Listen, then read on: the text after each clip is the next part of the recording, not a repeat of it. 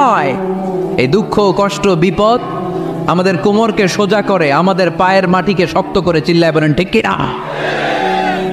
প্রতিকূল পরিবেশে কিভাবে বাঁচতে হয় এই দুঃখ কষ্ট আমাদেরকে শিখায়। এজন্য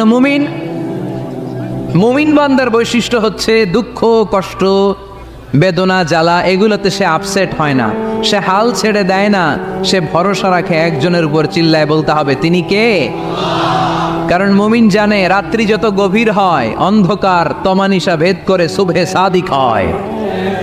মুমিন জানে গর্ভবতী নারীর পেটের ব্যথা যেই দিন বাড়তে থাকে ওই দিনই নতুন মেহমান আগমনের সময় ঘনাতে থাকে। মুমিন জানে তার জীবনে দুঃখ কষ্ট বিপদ যত বাড়তে থাকে সুখের দিন কাছে আসতে থাকে। এজন্য মুমিনের হারাবার কিছু নেই। ফা ইন্না মাআল উসরি ইউসরা, ইন্না মাআল উসরি ইউসরা। নবী হে, কষ্টের পরেই আছে আনন্দ, দুঃখের পরে